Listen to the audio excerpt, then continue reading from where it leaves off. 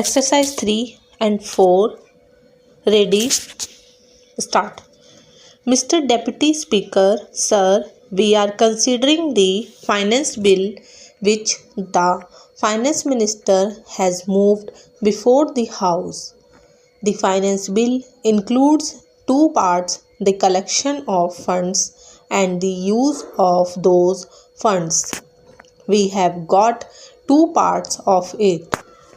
The first part of it is that we must be able to maintain law and order and spend the amount in such a manner that the economy of the country progress. In this respect, I would like to say that this House is also bound to abide by the rules and regulations. I have heard persons, the House has heard them for days together saying about the non-maintenance of law and order in the country. But this right can be exercised by only those persons who abide by rules and regulations of the House. The so-called stalwarts, senior members of Parliament, are not permitting the Parliament to function properly. This is very important. Is it not abuse of the exchequer when we see that the money that is being collected from the people is not being utilized for the welfare of the people? Are we utilizing that money? I say this because the money which is being spent on Parliament also comes from the exchequer and from the people. Every day there is absolutely no respect for law and order. Nobody bothers about it. Many persons get up at one time. When the Honorable Speaker is on his legs, then also they get up and go on shouting as if everybody else here is a deaf man. I cannot understand how the economy of this country can be improved with this type of performance from them. I would like to tell my friend that this will not help him. If we want the people of this country to abide by rules and regulations and to maintain law and order, we must maintain the dignity of the House. We must have respect for rules. If we have no respect for rules, then I would certainly say that our being here would be meaningless. It would mean that we are interested only in wasting the money of the people, not in utilizing it for the welfare of the people. I would say that every paisa that is being collected by way of taxes is to be accounted for the people of this country, and it cannot be abused in any case. Another thing I want to say is that we want an ideal to be set up for the nation. It is only the performance of this august body which can set an ideal or an example for the people to follow.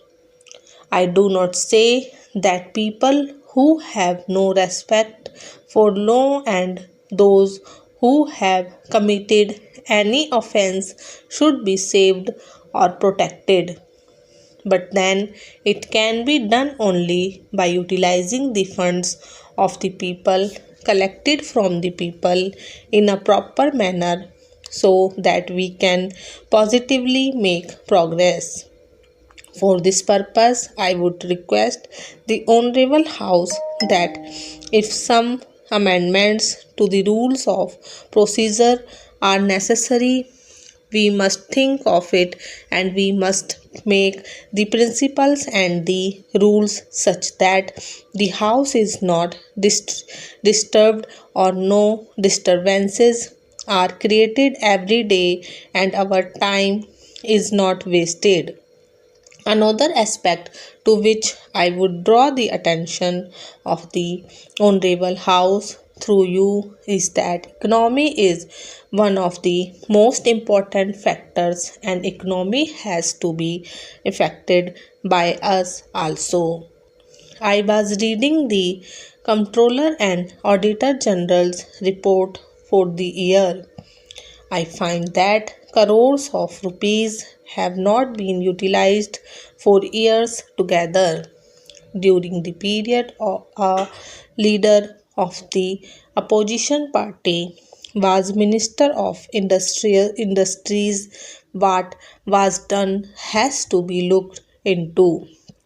I would draw the attention of the Honorable House to the fact that if you read the whole book, you will find no manual of accounts, no statements, and no documents reconciling the actual expenditure made, and nothing could be done.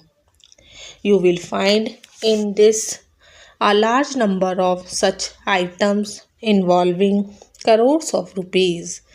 This has affected the economy of this country. What has been done about it? I would make a submission that wherever you find such wastages of money, in those cases, a very stringent view has to be taken, and those persons who are guilty must be punished. Individual responsibilities must be fixed. That is why every time we are finding this criticism in this august house that the public enterprises are not making any profit, they are running in loss. It is a must be the guilty must be punished because we are wedded to the principle of socialism, and we want the poorer people of this country to come up. But with this sort of performance, it is impossible. The high ups or low ups, I do not know, whoever is responsible, action must be taken against them. Otherwise, the economy will not improve as envisaged in the budget for the year under consideration.